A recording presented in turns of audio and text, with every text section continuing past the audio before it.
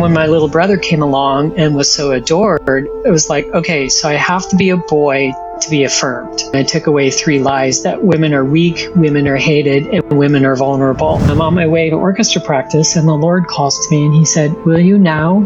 Will you now?" When I heard that question, it was almost audible. It wasn't, it kind of filled, I had a truck and it kind of filled the cab of my truck. You were in a place where the Lord was really wooing and drawing you right in the midst. And it wasn't a fast turnaround for you, but yet your heart was being drawn in very, very clearly. For the first 2 months, every day I would ask him, okay, can you change what I look like? Can you get rid of the beard? Can you change my voice? I had this whole list. And finally, after 2 months of bothering him about that, he just said to me, I don't care about those things. That idea of he's focusing on the heart first, and that he's going to do a work there that's going to make its way outward, as opposed to, because when you change the heart, it inevitably works its way outward. And I felt like to call the Lord Daddy would be like swearing at him. And why would I do that? You know, it's like, it was such a filthy word to me. I sat on this curb and I had to muster all the courage that I had. And I just said, Daddy, and I broke.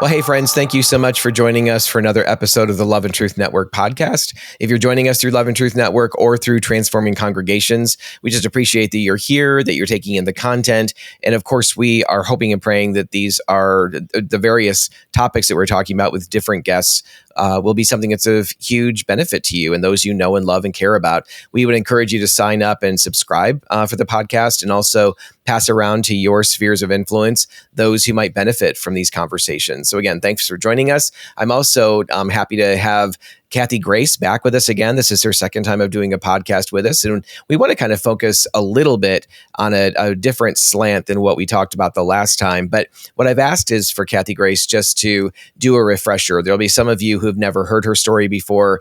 I would encourage you to go back and listen or view the one that Kathy Grace and I did maybe, 8-9 months ago or so, and pick that up again. But regardless, if you're just picking up for the first time, I just want to have Kathy Grace share a little bit of her story with you, and so you can kind of get up to speed on who she is and how God is powerfully at work in her life for this particular season and moment that we're in this generation.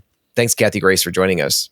Yes, thank you for having me. Absolutely. So, my story starts when I'm about 4 to 5. I believe that I should have been born a boy. I felt that I was a boy born into the wrong body. And so I started struggling right from a very early age. And before I even went into kindergarten, I felt like I'd ride my tricycle over and I'm going to pick my girlfriend up because we were going to get married. Now, somehow in my little mind, I knew that wasn't normal. So I just kept this a secret, kept internalizing it. And then I started school, which was kind of traumatic because my mom, not knowing how I felt, dressed me in dresses. She was a homemaker. So I go to school having to be recognized as a little girl, struggling with wanting to be a boy. And then at the age of 7, my little brother was born, and he was adored. So being raised in a dysfunctional family, my dad was verbally and emotionally abusive to my mom. So even before my little brother was born, I took away 3 lies that women are weak, women are hated, and women are vulnerable. Now, at such a tender age, I didn't have the tools to go, okay, my dad's an abuser and my mom's a victim. Instead, I'm just like, okay, that's my mom. I'm a girl. It must be true about me. And then when my little brother came along and was so adored, it was like, okay, so I have to be a boy to be affirmed, to be liked. And as a girl, I can be replaced because it felt like he took my place when he was born. So still struggling, continuing to grow up. And then my older family member, when I was like between the ages of 10 and 12, I was molested. And so that really cemented in women are weak, women are vulnerable, and women are hated, because if that wasn't true, this shouldn't be happening to me, right? So fast forward, struggled all through school, through high school. I still did really well and I had friends, but there was always this inner turmoil that was going on. And finally, at the age of 19, I could no longer take it. I'd graduated from high school, so I moved out, found a doctor, started taking hormones, changed my name, and began to live as a man. And I believed I was free. I'm like, yoo-hoo, I've arrived. I'm now this man that I should have been all along. And I had this job. Well, I got this job through a woman that I went to church with. So the family that I was living with had 2 daughters, and they kept bugging me to go to church with them. Now, I was raised Lutheran, right? So I'm like, yeah, I don't want to go to church. I don't need that. And they kept bugging me and kept bugging me. So finally, so that they would leave me alone, I went to church. Well, at this church service, they're talking about Jesus. And I'm like, who's Jesus? I guess maybe I was asleep when, at the Lutheran. I'm not saying they didn't teach about him. I just don't remember. And so I'm like, I think I want to know this Jesus. So I went down, took an altar call, accepted Jesus as my Lord and Savior. And I got up the next day and I didn't feel any different. I heard all these testimonies. People were free and they felt so amazing. And I'm like, I don't feel anything. So because I didn't think it had worked or I did it wrong, the next 2 altar calls that they did, I went down to accept Jesus as my Savior. And finally, the pastor comes up to me and he goes, just so you know, you got saved. Okay. It took. I'm like, okay. Well, I still didn't feel anything different. Well, in the meantime, this woman that I went to church with found out I needed a job. So she got me a job at where she worked. And my dad found out. And he went in there and he told my boss, said, that's not a man who's working for you. That's my daughter. So I lost my job. And of course, the woman I went to church with who works there overheard this conversation and went back to the leadership. This is what I heard. So they called me in and they're talking to me and they're like, well, we're hearing rumors and we just want to know, who are you? Who are you really? And at that point, I said, I'm a man living as a woman. And so they said, we love you. We just can't have you go in here. So I get kicked out, I lose my job. So, and how old were you at this point? I was probably about 22. Yeah. Okay. Probably about 22. Wow. So I find another job, worked there for a while, met a girl. We started dating. After about 5 years, we broke up. And then I jumped into a rebound relationship. Now, the previous girl, we were going to church together and I had played French horn in high school. So they had an orchestra. So I started playing in the orchestra. And after we broke up, I jumped into a rebound relationship. And in this rebound relationship, I fell into a very deep pornography addiction. It was really bad. At the same time, I woke up one morning and I realized, oh my gosh, this woman I'm dating, she's my mom and I'm my dad. Everything I vowed that I would not become, I was, and everything that I hated, I had become. So I broke up with her because I'm like, you can't be treated this way. This isn't any good. You deserve better. And then I'm still in the church orchestra and I'm on my way to orchestra practice and the Lord calls to me and he said, will you now? Will you now? And I'm like, So I take this inventory of my life and I'm like, nothing's in the way. There's no reason why I can't. So I'm like, yes, Lord, I will. I had no idea what I was signing up for. And I want to stop for just a minute because I have heard your story a number of times and love it. And that's always a fascinating part of your story is where you're going through the tunnels of Portland. You didn't even mention that this time, but I've heard it so many times, right? That and it's so good. But and you're hearing that the Lord ask you that question. You're sensing that deep in your heart. What was, kind of leading up to that, was there any sense, was there anything kind of going on where you were sort of sensing this, or how did you really sense that this was a clear, like God's asking me something very clearly in a way, like you knew specifically what he was asking you, even though it was a very open question. Are you ready? What is it? What is it again? Will you now? Will you now? That's right. So will you now what? But you knew what the what was, right? In some sense. My interpretation was, will you now follow me? Okay. Kind of like, how about now? Right. And I have to say, I don't say this very often, but when I heard that question, it was almost audible. It wasn't, it kind of filled, I had a truck and it kind of filled the cab of my truck. And I'm just like, will I now? And I'm like, okay. And I felt like too, that he's asking, this is a very serious question. And so yes. I really need to make sure I can say yes. So that's why I'm like, so I'm looking in my heart. Is there anything in the way? Yeah. Is there, and I'm like, yes, Lord, I will. Not having any kind of a clue. But I think what happened too in that moment is that was also a prophetic question. So the 4 years later, where I'm confronted by the church, I felt like, because the word says, let your yes be yes and your no be no. And I felt like he provided that yes. So when I'm confronted to come out of the lifestyle, my yes would be yes. Okay. All right. So pick up where I interrupted you because we're getting into some more good stuff. So I say yes to the Lord, go on the way to orchestra practice. Again, I'm like, I don't know what that was about. I don't feel any different, but something had changed. I started seeking the Lord. And it was about 3 months later that I realized that night when I said yes to the Lord, he delivered me fully from that pornography addiction. Now I'm talking, this was my drug. And I felt like I'd go through withdrawals if I didn't watch pornography, and it was just gone. I'm a little slow on the uptake. I'm like, okay, wow, where did that go? I haven't struggled. And so from that point, I just started seeking the Lord. I opened my heart and my mind everywhere to him. I got involved in the junior high ministry. So I had a small group of boys. I just wanted to pour into them. I also had a men's Bible study. I wanted to read the word, know the Lord. And then I was involved in the college age group as well as the single adults. And I just thought, okay, wherever you're going to be, I'm going to be, because I'm going to know you. And that was probably about a 4-year period in doing that. And in that 4 years, the Lord also brought a spiritual mom and dad. And I didn't understand Garry, the spiritual dad. I didn't know what he was pouring into me. I had no clue. Yeah. But he was instilling that into me. And so fast forward. Kathy Grace, I feel like you also, when you were saying that, like, where you were involved in a lot of things and where God was, like, you wanted to be there, it reminds me of Henry Blackaby's Experiencing God, workbook.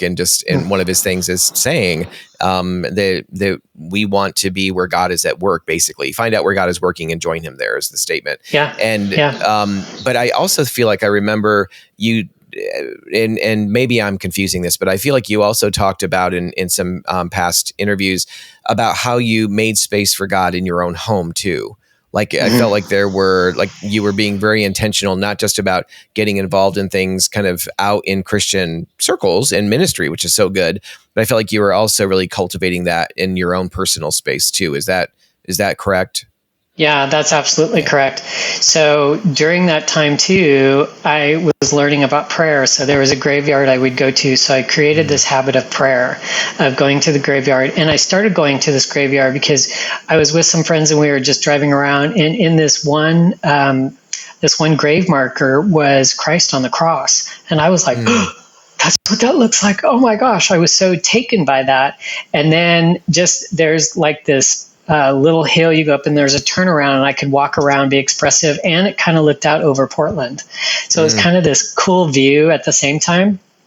And so I had cultivated that. And then I really started reading the word. And in reading the word, I would be like, what? The prayers of a righteous man availeth much? What? I could have that? What? I just started questioning everything. I was so hungry.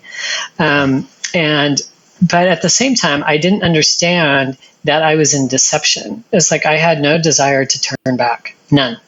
I didn't think what I was doing was wrong. I just didn't know. I was in terms of living as a guy. Yeah, I thought my lifestyle was totally fine. Yeah. It was acceptable. Yeah. And so great point right here for people who are listening, viewing, is what you're really describing is this idea that we can't, while we always need to embody both grace and truth, we can't be too quick to throw people on the conveyor belt of our timetable in terms of what this looks like. And when I say we should never do that, forget about being quick to do it. We really need to be, as brothers and sisters in Christ, really looking for the Lord to open eyes. And yes, I think we can engage in gentle and loving conversation. But you were in a place where the Lord was really wooing and drawing you right in the midst. And it wasn't a fast turnaround for you, but yet your heart was being drawn in very, very clearly and powerfully to him. Yeah. Well, because at that same time, I started dating another girl. And, I'm like, this is the one. We're going to get married. I know it. And then I got her involved in the junior high ministry too, because, if you're going to be a man and be in ministry and you got a girlfriend, she should be part of that, and we had gone to we had a weekend retreat with the junior hires, and it was a skiing thing. And so she loved to ski. I didn't. I kind of hung out at the lodge. And when we got home, she's like, hey, I want to go to night church. And I'm like, okay. So we go to evening service. And I can't even tell you I don't even remember what was taught. I just remember standing in this group of people. They were the college age group, and we're all just talking and joking around. And my spiritual dad, Garry, comes up to me and he said, hey, can I talk to you? And it was like, I felt this little thing, I'm like, yeah. And so I said, sure. So I followed him and we went back behind the sanctuary. There was a little prayer room. And when I walked in, Dave, the pastor of the college age group, was there. And I knew Dave. He was my friend. And as soon as I saw him, I'm like, oh, I'm going to be confronted. Here we go. So I sat across from Dave, and my spiritual dad is to my left. And Dave just looks at me and he said, we're hearing rumors about you. I just want to know, who are you? Who are you really? Same exact question. But this time I told the truth. And I said, I'm a woman who's living as a man. That was the truth. And why I phrased it like that, I have no idea, because that's not what I believed. Yeah. And so upon that confession, the Lord went, and he blew into me, and I was like, okay, wow. And in that moment, it's like there was this resolve. I have to go back to being the woman God created me to be, period. Plan A. And I realized too, in that moment, I got to meet with all these pastors. I need to step down from ministry, and I need to tell them why. And so I looked at Dave, not telling him any of that. And I said, what do you think I should do? And he's like, well, you could, how about you, maybe you should, I don't know what you should do. Right. And so I know he was just like, I could tell he was really reaching. At one point he said, you could be a eunuch. I'm like, no, I'm not doing that. And so I said, can I share with you what I saw? And he's like, absolutely. So I shared all of that with him. And he's like, okay, so tomorrow I'm going to make those appointments and I'm going to be with you in them. And he did. Totally different response. And then from there, once I confessed to all the pastors, it was interesting.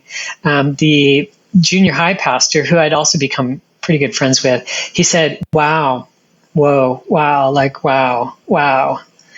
And I'm like, what's that about? And he goes, this makes total sense to me. I said, what makes total sense to you? And he goes, that you're actually a woman. I'm like, how does that make sense to you? And he said, well, because I would watch you with these junior high boys and you were so nurturing. And I kept thinking, wow, he'd be a really great woman. Like, okay. So I was living up in Vancouver, Washington. I moved back to Portland, started at the Portland Fellowship, started the journey out. And that was 5 years. It feels like when I look back, I'm like, why did some of this stuff have to take so long? But tremendous amount of healing happened. One of those things was, when I first started praying, I was going back to my graveyard. I'm like, this is my safe place. It was the only thing that wasn't taken from me. Because after I was confronted by the church the next day, I went in and I got fired from my job, totally separate from anything at the church. And I can't remember why they fired me. I'm like, that doesn't even make sense why you're letting me go. But I knew, I'm like, oh Lord, this is you. You are clearing the pathway that I can totally step out of all this man stuff, right? And go back to Portland, make a fresh start. And so in one of my prayer times, I probably for the first 2 months, every day I would ask him, okay, can you change what I look like? Can you get rid of the beard? Can you change my voice? I had this whole list. And finally, after 2 months of bothering him about that, he just said to me, I don't care about those things. I'm like, well, okay, you see the way I look, right? And you're calling me back to being a woman. What do you mean you don't care about those things? He goes, yeah, I don't care about those things. Okay, well, why don't you care about those things? Because I don't care about those things because I'm after your heart. I'm like, oh. And I didn't realize, it wasn't until I looked back on that was such a huge relief, because then it wasn't about performance and how I looked. It was really about, okay, let's look at my heart. You know what? And it's also about relationship, because what are the things that, take us into the lifestyle? Broken relationships, hurt from relationships, abandonment, rejection, abuse. Yeah. And it also reminds me, Kathy Grace, about, I'm thinking of the passage where Jesus talks, he's blasting the Pharisees, but I think you can still understand the connection, and not you, but just people in general. The connection here is that Jesus was talking about the need, telling the Pharisees, you clean the outside of the cup, which frankly, we as American Christians do the exact same thing all the time. We clean the outside of the cup so people look at it and think, oh, what a clean, beautiful dish. And on the inside, there's all kinds of rot and decay and whatever else. But the beauty of that, and then later he says, clean the inside of the cup and the outside will become clean also.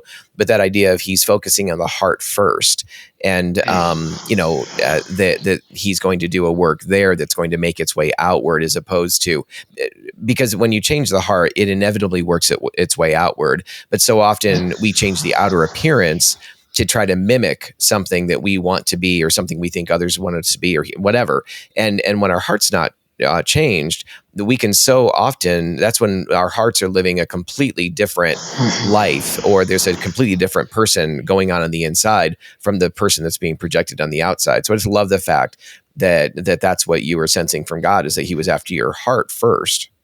Yeah. Well, and like I said, again, it was such a relief, because I wasn't in a place where I could have worn a dress the next day. There's no way. Right. But I knew changes had to happen, right? And so as I continued to walk forward with the Lord, this was probably one of the biggest things that brought the most healing, was when he worked me through forgiveness with my dad. And there was a teaching on, so what can you call the Lord? Can you call him Papa? Can you call him Father? And I'm looking at this list and I'm like, oh yeah, check. I don't have any issues in talking with the Lord. And then I go to prayer the next day, and I start to pray, and the Lord says, when you pray, I want you to call me Daddy. I'm like, that is the one name I couldn't call him. I'm like, forget you. I'm not doing this. And he's like, yeah, well, when you pray, I want you to call me Daddy. And I'm like, then we're done. And I left. I came back the next day, honestly thinking, okay, I've given him 24 hours to think about this. He's going to see that I'm right. Right.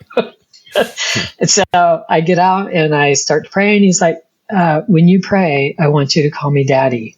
I'm like, no, I'm not doing that ever. Did you not hear me? Ever. And so I left. And so for 2 weeks, Lord, call me Daddy. We're done. And I would leave. And then after 2 weeks, I'm like, dang, I'm missing this prayer and during time. this time, during this 2 weeks, Kathy Grace, it doesn't sound like you were even kind of digging in to figure out, what is this about? Like, why am I wrestling with this? It's just kind of a flat no. Like, I'm just not doing it. Yep. I'm like, and because that was just, and I felt like to call the Lord Daddy would be like swearing at him. And why would I do that? Okay. It's like, it was such a filthy word to me. And I'm like, I'm not going to call you that, because all of the history that was behind that was it was just so awful. So one day, the Lord did not relent. I couldn't change his mind. I really thought if I held out, he'd be like, oh, okay, I get it. Right. But no. And so, I've had those moments too. You really believe you can change his heart, but sometimes not. So on my way up to the graveyard, I'm wrestling with, what if I call him daddy? What's the worst that's going to happen? He shows me that he's good. I know he's good. What could happen? Oh, but if I call him daddy, then I've given him that place of dad. And my dad was a punisher. And what will the Lord do? Is he going to punish me? Is he going to hurt me? Is he going to be with my dad? Is he going to be abusive? But he's good. So back and forth. Finally, I get to the graveyard and I get out and I'm like, I'm risking. I'm doing this. And so I did. I risked. And I sat on this curb and I had to muster all the courage that I had. And I just said, Daddy. And I broke. And I sobbed and I sobbed and I sobbed and I sobbed. And then once I stopped sobbing, I don't know how long I cried. It felt like at least 20 minutes just crying. This rage came up with me, this anger. And I was just furious. I've never felt a rage like that before. It was kind of scary, honestly. And I started pounding my fists on the ground because on the other side of the curb was grass. And I started pounding my fist, screaming, I hate you, I hate you, I hate you. And then I realized, oh, I just called the Lord Daddy and I'm in prayer and I'm screaming at him, I hate you. And I'm like, Lord, I'm sorry. I don't hate you. I don't hate you. And the Lord said, I know, but you had to for a moment. And then I saw all this stuff be absorbed into the cross. And from there, I began understanding that the lies my dad, or the things that my dad had said to my mom, I took them as lies and they had to be true of me because I'm this little girl. Here's my mom, my role model. It has to be true because she's a woman. I'm a girl. If what he's saying is true, I'm going to grow up and be like that. I don't want that. Right. But I can't be that man. So I made a vow that I'm going to be the man he is not. But from that, after that was broken off, I began to work through forgiveness of my dad. And I realized in this whole part of forgiving my dad that I began to look at all men and realize, okay, not all men are my dad, because I was fearful of them. It felt like once I let that wall down and I forgave my dad, and to the point where we reconciled, I met with my dad. And that was so healing, because when he began to get abusive with me, I could draw a boundary and I went, no, you're not going to treat me like this. I'm sorry. It doesn't work like that.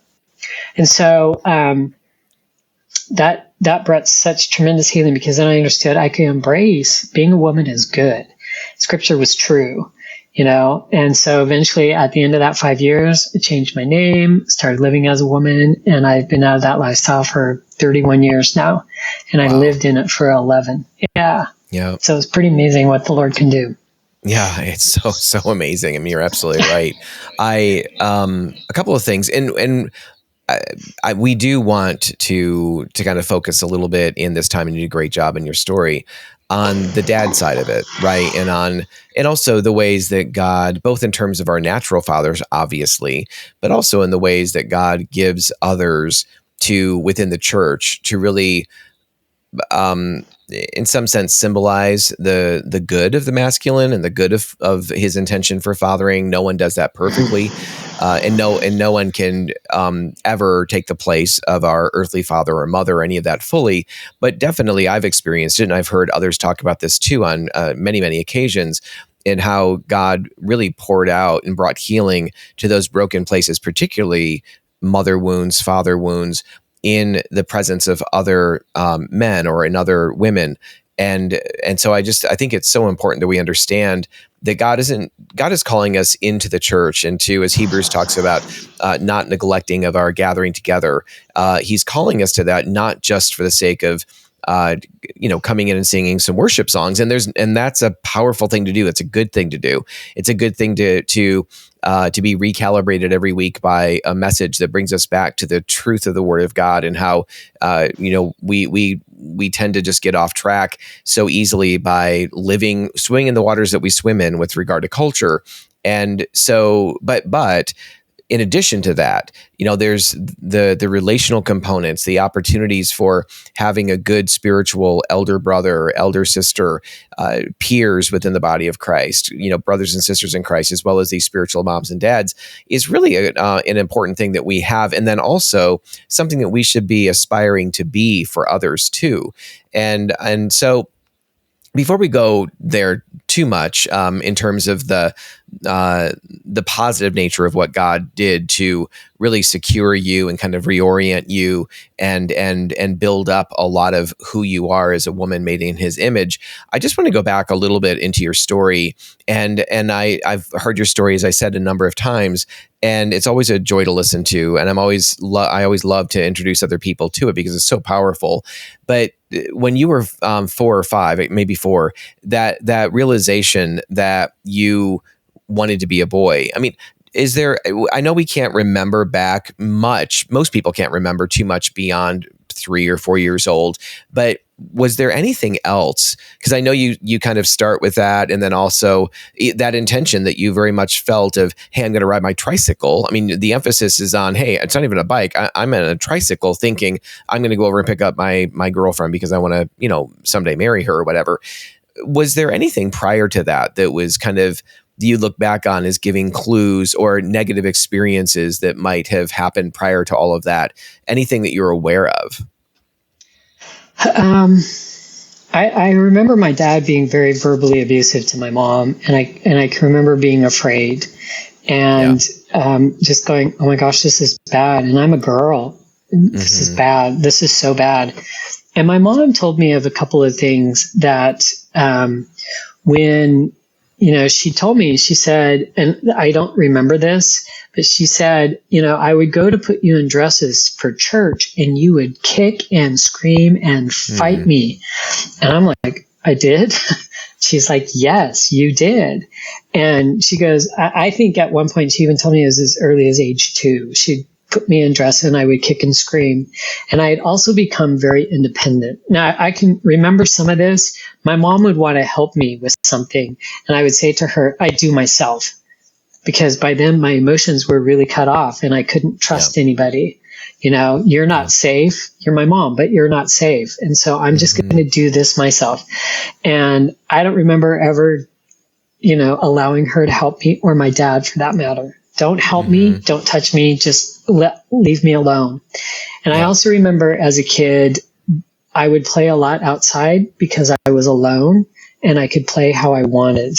I could play my character as a guy. And I loved that. I was constantly playing cowboys and Indians. And my mom would ask me for Christmas, what do you want? And it was always guy stuff. She goes, well, I was thinking about getting you a Barbie. And I'm like, no, I don't want to be no, I don't want that. My grandma trying to make me be a little girl would buy me all these little dolls and a dollhouse and, tea sets. And I hated it. I absolutely hated it. Yep. Well, it reminds me too. So in the book that I wrote, the second, third, fourth, and fifth chapters are on the 4 primary stages of development: 0 to 2, 3 to 6, 7 to 11, I guess, or 12, and then 12 to 16. And in that first stage, that 0 to 2 stage, and frankly, I think even pre-birth, the relationship with mom is so essential for boys and girls. I mean, that sense of, I think Living Waters, Andrew Comiskey, Desert Stream Ministries, they talk about that need for knowing that sense that we're seen, that we have a place in the world, that our needs are taken care of. When we cry for a variety of reasons, whatever that might be, that there's someone there, usually mother, to hold us, to take care of us, to change us, to feed us, to do whatever.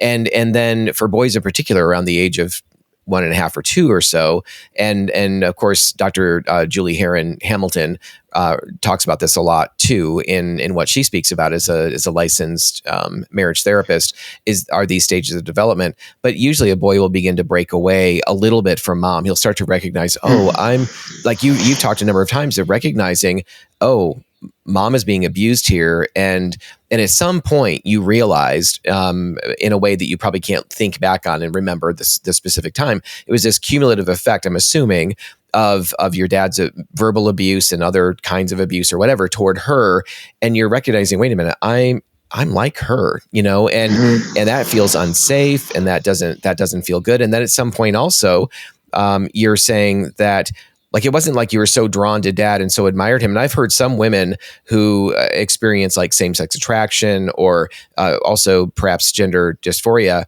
is that there's an admiration of the father because he's a pretty good guy, and she wants to be like, or for whatever reason, she forms an attachment with him. But that wasn't really your experience either. It was more of the sense that I'm going to be the man that he's not. I'm going to rescue women, right? So it's kind of that, and talk about casting a vision at a very early age of a distorted view of what could never be, right? So anyway, these stages of development, I think, are so helpful to understand the vital role of stages where we need mom, we need dad in that 2 to 6 time frame. And mom, of course, never goes away, our need for her. But there's a new kind of relationship with dad. And then the peer development and relationships there. And then kind of the final stage is more the solidification of our sexual identity and that kind of thing, sexual attractions too. So, but it dawns on me as you're talking that at a very early age, both with your mom and your dad, we hear the phrase defensive detachment, right? It seems like there was a defensive detachment with both your mom and your dad at a very early age. Yeah. Well, and I can remember, and I think the things that I can remember is actually affirmation of what I thought when I was little. I remember thinking emotions are dangerous because my dad would, as I'm crying, there was that, shut up or I'll give you something to cry about, and I'm like, why would you say that to me? I'm already crying. Why would you give me something else? It made no sense. Right. But so I learned to, stifle all those emotions. Nothing hurt. Nothing was important. Nothing was bad. Nothing was good. Because I couldn't be too happy because then my dad thinks that there's something wrong with me if I'm too happy. Because I remember when I came out of the lifestyle, I had to work as a man for probably about 1.5 years because of just physically how I looked. And I can remember loading this pallet, and as I went to put it down before I put anything on it, it scraped on my shin. And it hurt. And I stood there and I'm like, doesn't hurt, doesn't hurt, doesn't hurt, doesn't hurt. And the Lord said to me, that's how you deal with all your pain. And I'm like, what? And I know, you talking to me like that? But I can remember cutting him off because my dad was so, he was very German. I don't have anything against Germans, but he was this is the way it is. And this is the only way it is. And very rigid. And so I'm like, okay, I need to fear you. But, you talked about that admiration. And there was, as you were talking, I was thinking about that. And there were things about my dad I looked up to. And I was like, he could fix anything. So I would take, I had to make sure he was in a good mood and take my broken whatever and go, can you fix this for me? And he loved doing those kinds of things. But, outside of that, don't talk to him because he was just unavailable. Emotionally. Well, and so the event, how did the what you described in the graveyard with really crying out and having this experience with God, and did that intersect with your earthly father at all, or was that really just about, did you have an awareness when that was happening that there was something that was kind of core tied to your earthly father, or was this really just something that you and God needed to work through? I think it was a both, because as I began to work through that, it feels like this whole ball of yarn was just unraveling everywhere. And it wasn't just unraveling, it's like it had been cut. And so there's strings going everywhere now. Because there was understanding, okay, so now, Lord, you're in the place of my dad. What does that look like? What can I expect? Is there expectations on me that I'm not going to know how to fulfill? And the Lord just began to love me, and he began to bring safe men around me. I can remember I went to a Living Waters conference, and I was down front, and they said, come down, and they had men stand up and come in to ask forgiveness. And this guy approached me. I don't even remember his name. I barely remember what he looks like. And he put his hand on my shoulders and he goes, I just feel like I need to come pray for you. I'm just like, okay, but I'm not, I'm thinking I'm not going to look at you because it doesn't matter. It doesn't work, because I was, my shields were up. I'm like, And he said, I feel like I need to ask for forgiveness for your dad. I need to stand into the place of your dad. And I'm thinking, okay, what? Who does that? And then I'm like, okay, he's going to lay something on me. He's going to, because I'm still, okay, if you're going to stand in the place of my dad, then you have to be like him, right? You just have to be. And instead, he wasn't. Yeah.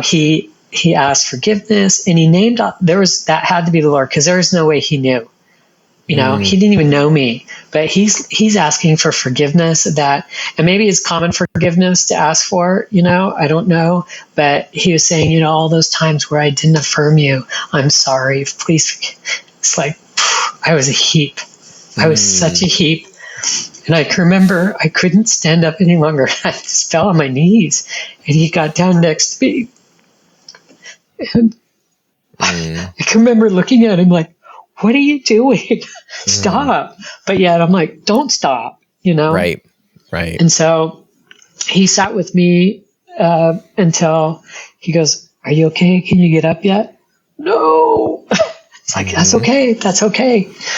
And then that prayer time was over and he helped me back to my seat. And I can remember, I'm like, I can't look at you. I can't look at you. I can't look at you. Because I was embarrassed. I was undone. I was extremely vulnerable. And then the next day, I don't even remember what the altar call was for, but this guy comes up to me and he goes, can I just hug you? And I'm looking at him like, I'm thinking, oh, hell no. But then I'm like, well, you're here at this conference, this other guy prayed for you. It wasn't so bad. And I said, sure. And he hugged me. And he was the strong, confident, he knew who he was, and he just hugged me. And so, I go to let go and he's like, he's still hugging me. So I go to let go and he's still hugging me. So, and finally he just let go and he walked away. I'm like, he's going to, and then I realized from his embrace like that, it pulled out this feminine response that I'm like, oh my gosh, something's leaking out and I don't know what to do with this. Right. But his masculinity pulled out my response to him and my femininity, and I didn't know what to do with that, and I was talking about it with somebody later processing. I'm like, this guy came up and hugged me and he totally undid me. I was like, I didn't even know my name. And he goes, oh, that was the true masculine calling to your true feminine. I'm like, is that what that was? Because that was amazing, scary, amazing. Yep. And so this whole conference just poured in and pulled out the good. It was amazing. Thank you for joining us for this week's podcast. Please join us next week for part 2 of this interview.